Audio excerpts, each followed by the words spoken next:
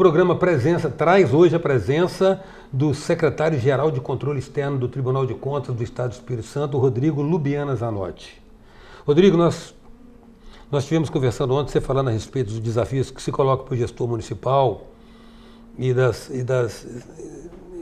de toda uma cultura hoje, né, que não favorece o controle, principalmente com essa necessidade, se a gente considerar que tecnicamente mais da metade dos municípios brasileiros que existe, não existiriam à luz de novos requisitos para emancipá-los, né? Então eu quero saber de você o seguinte, existe alguma experiência de gestão inovadora de vocês que acompanham as contas de 78 municípios? 78 municípios. Existem experiências de gestão inovadora que mereciam ser replicadas ou a inovação está na sobriedade do gestor? Então, assim, existem boas experiências, sim.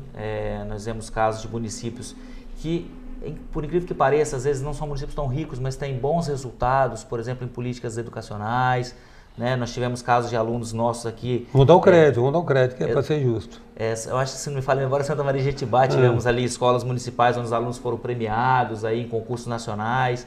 Então, você vê que é uma educação básica, provida pela gestão municipal ali, de qualidade, porque alcança bons resultados, né?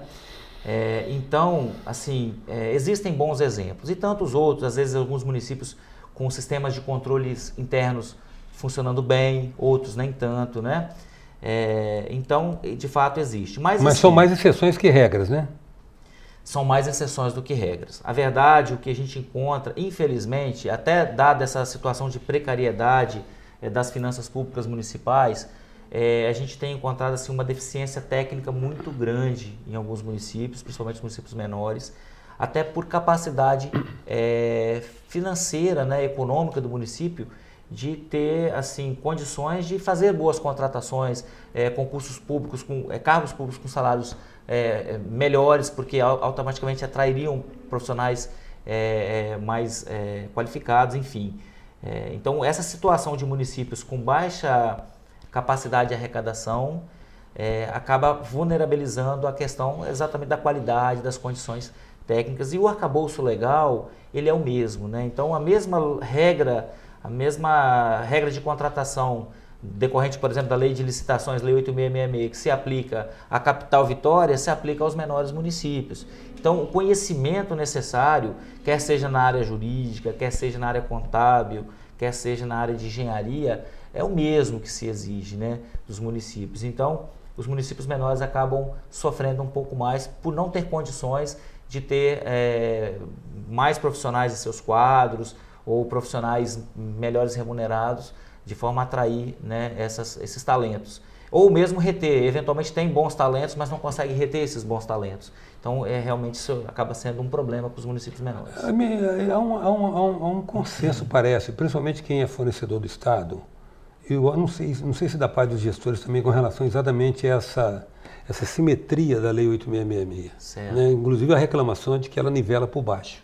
Uhum. Ou seja, certos diferenciais que poderiam ser também mensurados ou categorizados não são colocados quando se trata, por exemplo, de uma política de menor preço. Como é que você vê então, isso? A Lei de Licitações é uma lei antiga de 96, ela tem muitos defeitos, né? Eu acredito que principalmente para a contratação de obras civil e engenharia há um defeito crasso na lei, que é no que se refere à limitação e a não obrigatoriedade de um seguro para obras. A gente possa abordar isso um pouco melhor. Mas, assim, a lei também, não podemos atribuir toda a ineficiência nas contratações públicas à lei, à legislação, né? Porque, por exemplo, compra mal porque a lei de licitações é ruim. Não, compra mal porque especifica mal, porque descreve mal o que se quer comprar. Então, é muito comum, mas a prefeitura compra a pior caneta, compra o pior pó de café, o pior material de expediente. A culpa é da lei. Não, a culpa não é da lei. A culpa é de quem especificou o que queria comprar. Então, se você descreve, especifica bem o que você quer comprar, automaticamente você vai comprar bem. Então, a gente não pode também culpar só a legislação. Então, se eu tenho uma boa especificação, eu posso fazer uma boa contratação. Agora, existem entraves sim, existem dificuldades burocráticas, a lei poderia ser reformada. No que se refere à obra, o que eu gostaria de chamar a atenção é que em países desenvolvidos, Estados Unidos, por exemplo, quando a legislação de lá prevê que quando você vai contratar uma empresa para executar uma obra, construção civil, você obrigatoriamente a empresa tem que trazer uma seguradora junto, que vai garantir que aquela obra seja executada no tempo certo, com a qualidade correta. Se houver qualquer problema em relação à baixa qualidade ou intervenções... a empresa quebrou, não concluiu a obra, a seguradora é obrigada a ressarcir o poder público ou contratar uma outra empresa e dar continuidade e entregar o serviço da forma como foi contratado. Ora, se isso existisse no Brasil hoje, nós teríamos aí uma grande vantagem em relação a essas inúmeras situações de obras paralisadas, obras de baixa qualidade de execução. E o legal é que, em existindo uma metodologia dessa de seguro, você automaticamente seleciona o mercado, porque as seguradoras elas não querem pagar prêmios. Automaticamente elas não vão emitir uma apólice para uma empresa que não tem condições reais. Idoneidade técnica. De concluir de honrar aquele contrato. Então automaticamente haveria aí uma seleção de mercado. Então esse ponto da lei de licitações poderia sim ser reformado, nós poderíamos nos espelhar em modelos... Não há um encaminhamento de uma solução tão cristalina como essa. Olha, isso é objeto de debate no Congresso Nacional há muito tempo. Agora, por que isso não vai à frente? Por que isso não vai adiante? A quem interessa não ir? Então, isso... Essa é a resposta, né? De fato, isso não é de desconhecimento por parte dos nossos legisladores. Conhece, sabe que existem esses modelos, existem propostas nesse sentido. Só que esse tipo de legislação não vai adiante. Então, a gente esbarra muito no nosso Congresso Nacional mesmo, entendeu? A própria lei, aí falando de legislação, a própria lei de responsabilidade fiscal já caberia alguns ajustes. Existem algumas distorções na LRF, que poderiam ser corrigidas, mas nós precisamos que essas intervenções legislativas aconteçam no Congresso Nacional, porque são leis ordinárias de competência exclusiva da União, tratar essas matérias, licitações, lei de responsabilidade fiscal, que é até uma lei complementar, né? Então, assim, dizer que não existem caminhos para o país, soluções para essa burocracia, para essas dificuldades que a gente vivencia aqui na ponta dos municípios no estado, existem sim. Né? Existem propostas interessantes, existem normas no direito comparado, a gente pode buscar isso no exterior, legislações que funcionam. O que falta realmente é vontade política de fazer a transformação. Né? Interessante, quanta coisa que a gente conversa aqui nessa mesa, Rodrigo, que conversa, deschava-se, destrincha-se e cai no fosso comum da vontade política. É verdade. Sim, por exemplo, nós somos aplicadores da lei. Vamos voltar aqui para o caso da lei de responsabilidade fiscal. Nós somos aplicadores da lei. Nós, Tribunal de Contas, temos que fiscalizar a aplicação da lei, cobrar que os gestores cumpram a lei, né? Transformar aquele dispositivo legal numa metodologia de cálculo para aferir se a prestação de contas está ou não respeitando a lei. Então, nós temos aqui a real dimensão dos defeitos da legislação. Sim. Né? Nós não somos legisladores, a gente não pode alterar a legislação, mas nós temos uma real noção. Vocês são aplicadores. Temos condições de apontar melhorias na legislação. Né? Então, assim, até sobre isso, a gente tem tido esse tipo de discussão. Os tribunais de contas, não está na hora dos tribunais proporem, né, não sei de que forma, mas de alguma forma apresentar essas soluções para os nossos legisladores, para que eles transformem essas soluções em dispositivos legais, aprovem essas legislações e melhore a aplicação. Olha uma coisa interessante, a aplicação mínima constitucional em saúde. Né? A Constituição estabelece que os municípios têm que aplicar minimamente 15% da receita de impostos em saúde. A lei que regulamenta essa aplicação é a Lei Complementar Federal 141. Lá está a regra do jogo. O que compõe base de cálculo, como que tem que ser feita a aferição dessa aplicação desse mínimo de 15%. O legislador criou um complicador nessa lei 141, que assim, na verdade, sem explicações.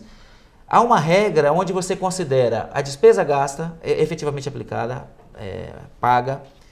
Você considera o resto a pagar, que é aquela despesa que foi comprometida, a contratação foi feita, mas ainda não foi pago pelo poder público, há uma dívida do poder público com particular. E você considera, inclusive, o resto a pagar não processado, que é aquela expectativa de realização do gasto em saúde. Ora, para que criar esse complicador? Não era mais simples eu dizer, olha, considera-se, para fins de cumprimento do mínimo constitucional 15%, considera-se a despesa paga. Efetivamente paga. Efetivamente paga. Isso. O que pagou, cumpriu. aplica-se. O que não pagou... É simples mesmo, simples e reto. Até porque o que ele não pagou esse ano, ele vai pagar o ano que vem, então vai computar no gasto o ano que vem. Exatamente. Então não cria dificuldade para se aplicar a norma. Agora, da forma como foi posta a legislação, há um dificultador até para a gente executar, amarra, né? Amarra. Controlar. Como controlar esses saldos que transferem de um ano para o outro, que pode ficar ali 2, 3, 4 anos. Então cria uma complicação desnecessária para simplesmente se aferir o mínimo constitucional de 15%. Entende? A presença hoje é do secretário-geral do Controle Externo do Tribunal de Contas do Estado do Espírito Santo, Rodrigo Lubiana Zanotti. Voltamos já.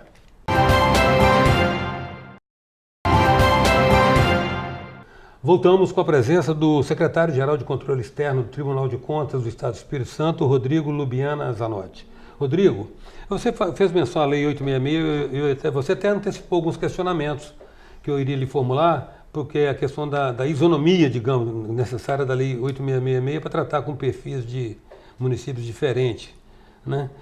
Como é que você vê, à luz daquilo que você falou num desses blocos anteriores aí, de que hoje mais da metade dos municípios brasileiros não atenderia aos requisitos que passam a ser exigidos legalmente para a emancipação, para desmembramento de uma base territorial e formação de outro município, como é que você vê esse processo de proposta de emancipação? Então, assim, são essas premissas que eu falei são de um projeto de lei, tá? Não estão claro, não vigoram ainda. Essa lei ainda não foi aprovada, isso está em discussão no Congresso Nacional, né? Então, como eu estava dizendo, a legislação posta, ela não é simples para a administração pública, né? Falar em lei de licitações, né? Falar em contabilidade pública, gestão pública, essa gestão fiscal, né? O próprio direito administrativo. Então, há uma legislação aí densa, né? Que exige, sim, profissionais com conhecimento para manusear esse arcabouço legal.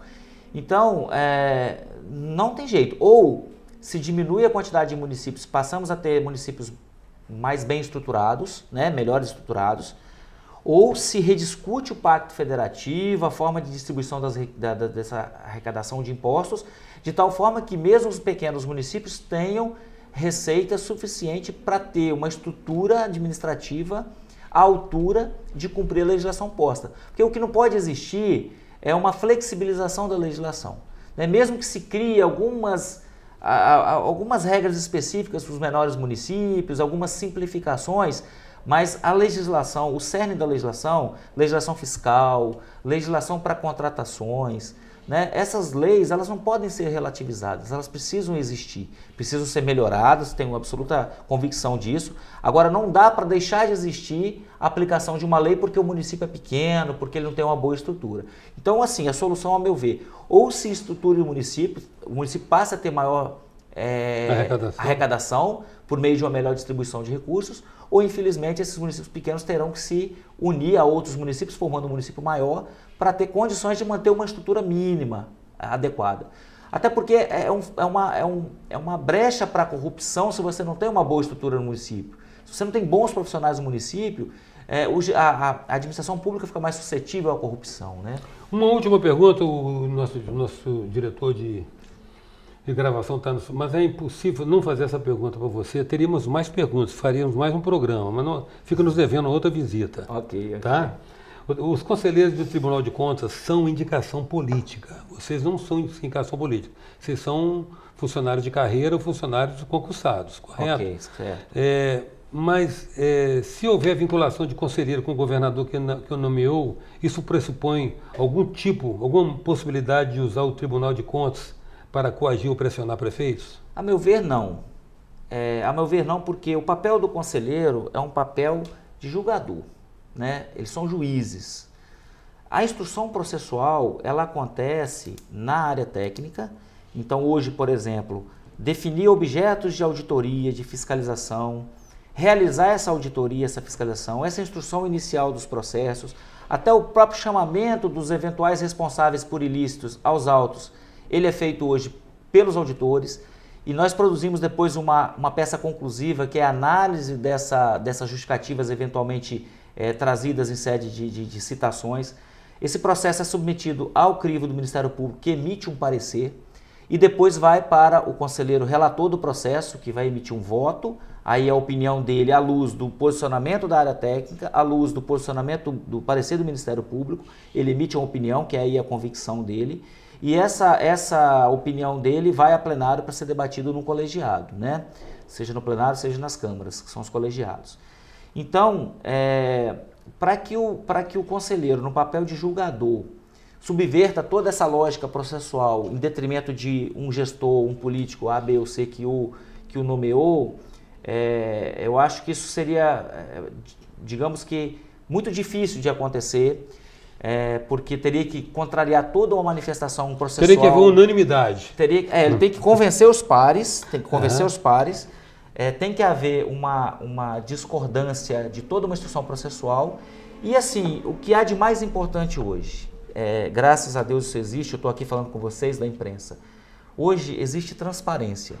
Então, eventualmente o jornalismo, o cidadão, por meio do controle social, ele pode e deve, a meu ver, consultar o portal do tribunal, analisar os processos, saber o que está sendo falado em cada processo, né? O que o auditor fala, o que o Ministério Público fala, o que o relator fala, o que o plenário decide. Então, seria assim, mesmo que isso ocorra num caso específico, digamos que ocorra, eu acho pouco provável, há toda uma transparência dessa informação que deixaria o próprio conselheiro numa situação delicada de ter que explicar o porquê daquela decisão. Rodrigo, eu agradeço muito sua disponibilidade de estar conosco aqui, compartilhando esses conhecimentos e imaginando que seriam muito úteis, principalmente para os gestores municipais. Aproveito o ensejo para deixar com você uma lembrança de sua passagem muito obrigado, por aqui, muito obrigado. Uma cortesia do nosso patrocinador, Red Summer. Ok, muito obrigado, estou sempre à disposição. A presença hoje foi do secretário-geral de Controle Externo do Tribunal de Contas do Estado do Espírito Santo, Rodrigo Lubiana Zanotti. Até já.